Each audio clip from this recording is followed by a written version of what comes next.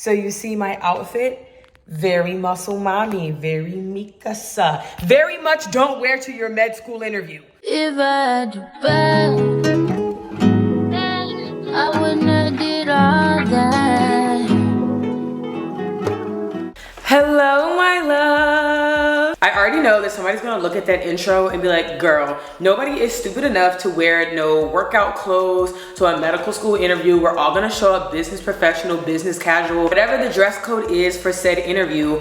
But like, do you really know what you're doing? Let Big Sis help you. Nowadays, there have been a lot of changes to the application in terms of identifying information. So these people who are going to be interviewing you potentially have no idea, no type of even perception of what you could look like or the type of vibe you could give off. That factor of unknown means that the first impression is all the more crucial. Rather than doing some plain, I don't know, black blazer and a white top with your hair neatly greased down, you can maybe play with a little bit of accessories, you know what I'm saying, or a little bit of color, not too much. Nobody says show up in a clown suit. But you go to that interview and be like, oh, this medical student that I'm subscribed to on YouTube, she told me to come up and wear a neon green pantsuit with a watermelon top to the interview. That is not what the hell I said. I just think that because this first impression is all the more crucial, because it's gonna have a bit more oomph, a bit more of a wow factor, because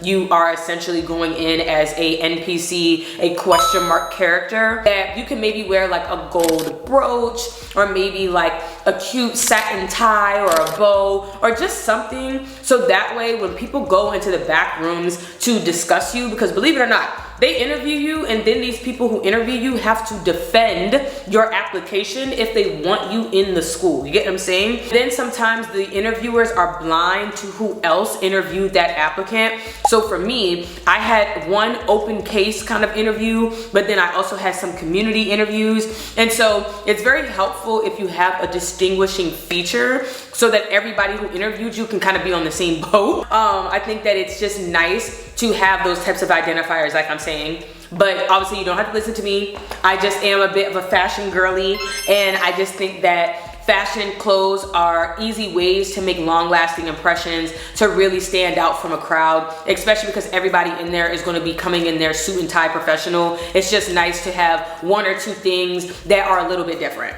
So now that we went over the dress code, you should also dress that way for your mock interviews, because hear me when I say this, you need to do practice. You need to do mock interviews, okay? The number of them really depends on how comfortable you are in terms of public speaking, doing interviews. Me personally, I like to yap, all right? I got the gift of gab. I also have multiple social media platforms, so talking about myself really isn't that disconcerting of an emotion to me. And so I only did one practice mock interview. I don't actually recommend that. However, again, I think that you should do at least 2 or 3. This is somebody, and all my evidence is on my pre-med year playlist, okay? This is somebody who interviewed with 5 schools and got into all 5. I genuinely believe that the interview is the place to really make a stand. And so you don't want to be going in there rusty. You don't want to be going in there and they're asking you questions. You're like, yeah, and so, well, I think that is not good. That, again, looks like you didn't prepare very well. It looks like you have no idea how to market and pitch yourself. And that's all you're going to be doing when you're in the medical field. Trust and believe me, you are going to be asked, well, why should we pick you?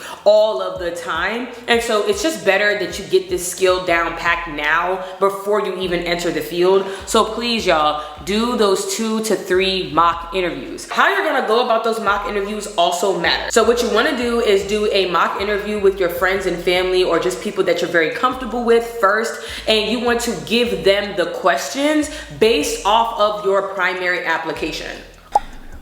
So when I say based on your primary application, it'll be those direct kind of black and white questions. Tell me about this activity, tell me about this event, tell me about this one part of your essay that you submitted, even some of your secondaries as well, right? Tell me about this prompt. You want to get those clear, cut and dry, what did you say again type of questions, so that way you can get that rehearsal, you can get that practice of how to talk about the things you've already submitted to really emphasize the points that matter to you the most. And I want to make this very clear as well, because you can look up these things online. You can go and just type in medical school interview questions. This is the only and first and ever time you will ever hear me recommend Student Doctor Network or Reddit, because those places are black holes of negativity.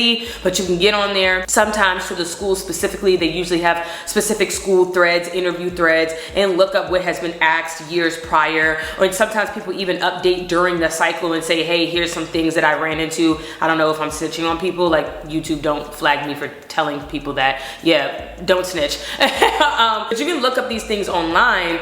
But I think it's really important to note that you are very rarely going to be asked in-depth questions about work resume-esque details. They're not about to ask you to tell them in-depth the research project that you did, because these are people who are around science every day, and unless you discovered the cure for cancer, it's just not as impressive as you think. And I say that in as much respect as possible. Matter of fact, pause and applaud yourself for even getting this far in your application process. Even if you're not currently applying to medical school right now and you're just watching this video for future reference as a pre-med student, the fact that you're even thinking about going on this journey, the fact that you're doing all of this kind of background work, that is something to be congratulated for. I'm proud of you, you know that. I hope you do. The problem is there is so much excellence and different types of excellence within a field like medicine that in general, it just gets kind of redundant. You know what I'm saying? So just using my personal life as an example, I'm applying to be a national speaker to a medical conference, for a sports medicine conference, particularly for female athletes, right? Means a lot to me. If I do end up getting accepted, I have a potential to win a grant, an award. I've won some other grants, right? I have all these amazing things. I am currently in an organization as a social media marketing member to somebody who has been to the White House. She's been to the White House as a medical student. It's kind of like humbling, right? To recognize that while you may think that the work that you've done is groundbreaking, that there is somebody adjacent to you that is equally as impressive. And those are just not the things that you want to focus on, okay? You want to pick out the, again, essays, questions, those black and white type of statements that speak more to you as a human being, okay? And that's going to lead me right into my next point. Practice being personable. Practice being likable. And I know that that sounds weird, because then it sounds like I'm telling you to fake your personality, and I am. Some of you are more boring than pieces of driftwood. Oh my God. Please, I beg of you, when it comes to the medical field, medical training, caring for patients, the most important thing is rapport. The most important thing is how do you make people feel when they are with you. That goes for your patients and your colleagues. I cannot stand when I have to work with the person who is just like they have no social cues, no personality, they're just not likable. It is what it is. And I'm sure that there's somebody out there who thinks that my personality is unbearable, but trust and believe me, I can attract way more people than the person that's a stick in the mud, or a person that's standoffish, a person that's rude, okay? So if you have any of those kind of negative traits, negative qualities, please do your due diligence to work those out of you, like grind and knead them apart, okay? Because when you go to pitch yourself, to market yourself in these interviews, they're going to be able to tell and decide whether or not you would work with the cohort that they have in mind. Because trust and believe, these application committees have a vibe that they're trying to achieve with each class. And if you're outside of that vibe, you just won't get picked. So please, go ahead and focus on questions, focus on responses that talk and speak more to who you are as a regular human being, an everyday Joe, somebody who could be a friend, a sister, a brother, a cousin, whatever. You just want to be likable. Focus on that. And so after you get done kind of working out those kinks with your friends, family, and loved ones, you want to do a mock interview with a stranger. So that way you can tell how you do under pressure. Are you still able to be funny and likable and smiley and happy, as well as intelligent and articulate with a complete stranger? All right, a stranger that has the power to make or break your career in terms of entering medical school.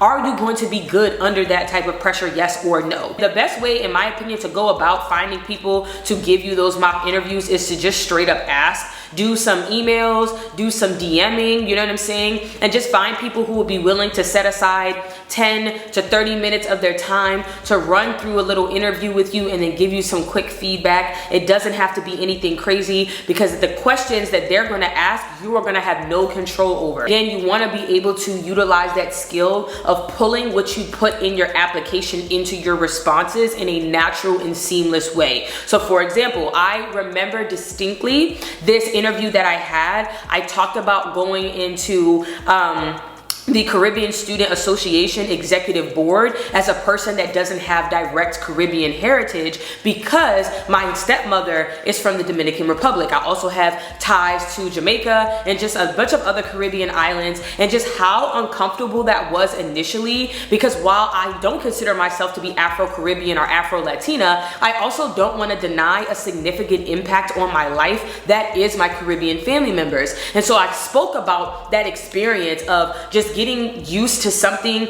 that made me very uncomfortable for a long time, and how much it has defined me now, right? I almost speak fluent Spanish. I have a younger brother that speaks nothing but Spanish, right? He's born and raised in the DR. I think that it's very important to break down language barriers when it comes to patient care. So my passions that directly relate to how I'm going to be as a physician came from something as small as me being an executive member on a school organization now 6 years ago. That's what I mean by blending seamlessly things in your application that don't have direct ties to what's being asked of you, but it's adjacent and it's complementary, and it speaks more on just who you are as a person, because again, that is the key here, is to get people to like you. So those are my recommendations when it comes to mock interviews. So now, what is it gonna look like on real interview day?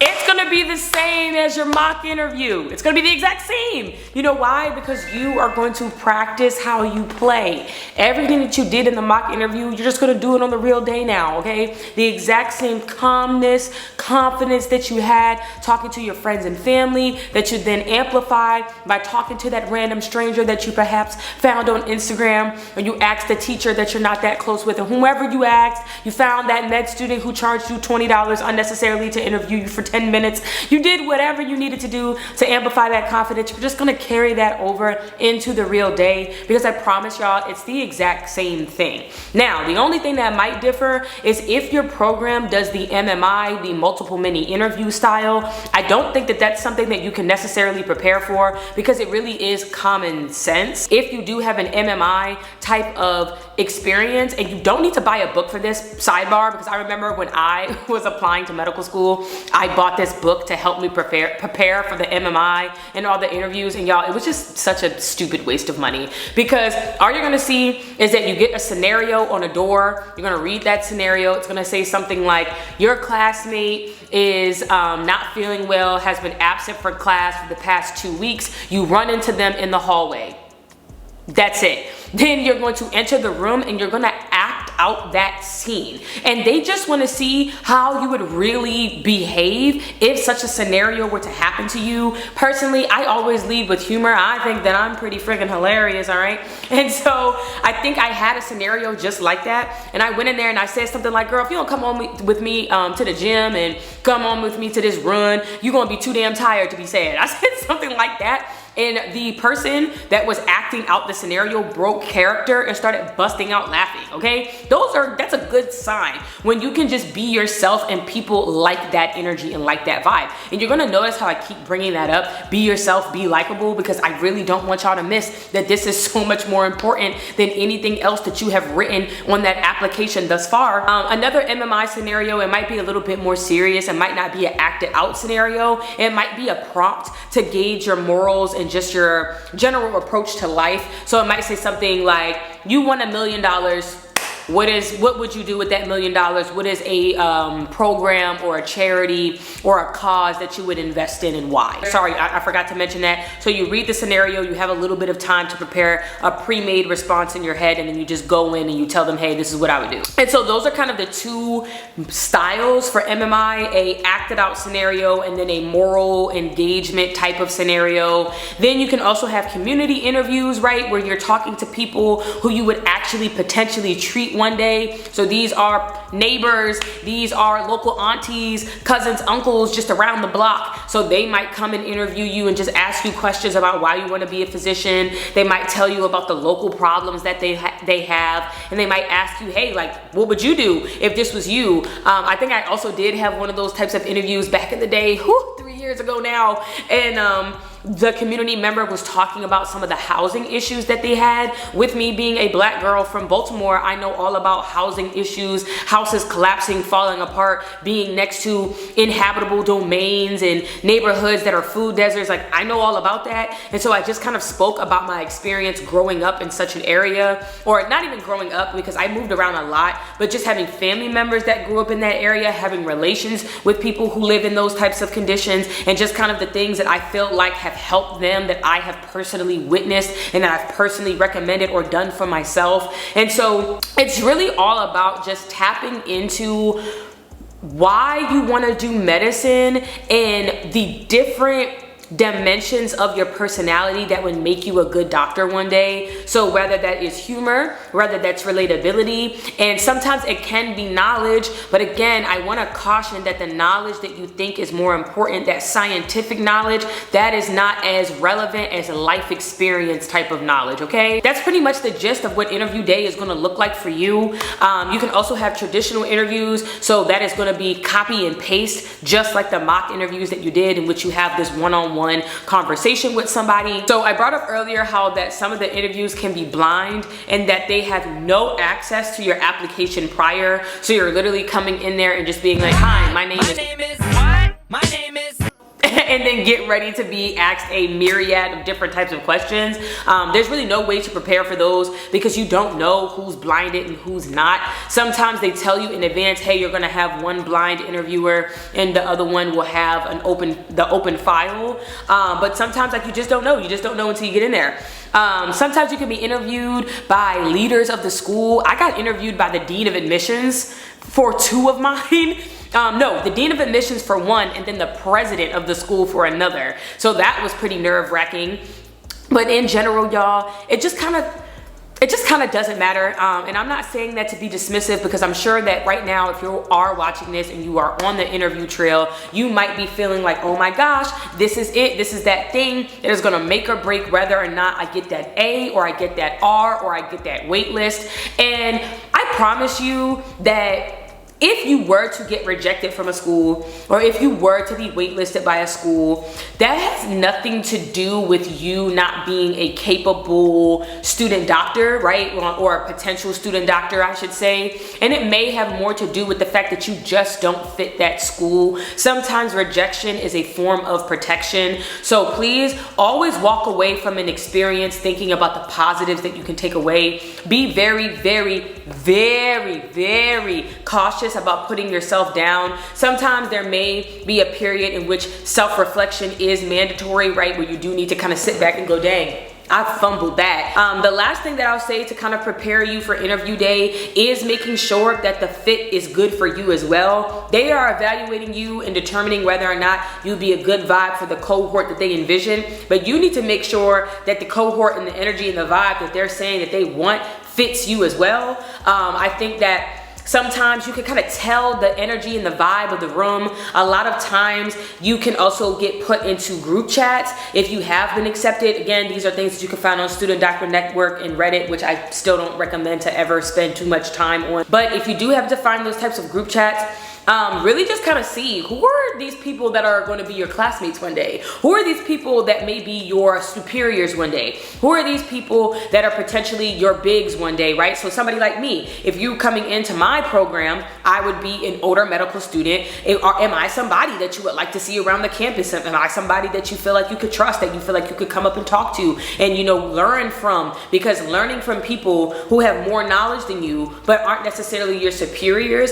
is so crucial to succeeding within this pathway as well. I cannot tell you the amount of M4s, current PGY1s and things like that I've talked to that have really helped me to navigate and shape my career. And I'm not gonna lie, a lot of them are not at my school. That's not a dig at my program per se, but I've expressed this in another video. I believe it was in my second year recap video, that I didn't do that great of a job when it came to finding fit specifically to the social environment. Because y'all are going to be living in these states. Y'all are going to be constantly every day seeing these people, interfacing with these people. Like, this is going to be your life, a big significant portion of your life. So you really want to make sure that you are comfortable at whatever program you decide to say yes to. And so pay attention to the vibes, pay attention to the energy. Are these people focusing really heavily on research and you're not really research oriented? Are these people really wanting to know about your moral standing on specific topics? Do you agree with their moral standing or their opinions of specific topics? Are you going to be in a state that has the same political opinion as you, right? You need to pay attention to those types of attitudes, because again, this is your livelihood we are talking about. Without making this video any longer than what it already is, and I'm sorry that I'm just kind of sitting here and talking, I would love to do more dynamic type of videography, and I just got to figure that out, so bear with me. But to wrap up this video, I do want to end off with a giveaway of sorts and just an incentive to interact more with my channel, okay? I am going to give out free medical school mock interviews to, I want to say, maybe 10 students during this interview cycle. So that would be, I believe, now until about February, give or take. So every month I would go ahead and pick out 10 students. And how I'm gonna do that is, you need to like this video, share this video, and then comment down below and let me know which upload of mine on my channel is a favorite of yours and why. It doesn't have to be anything long, it doesn't have to be anything extensive.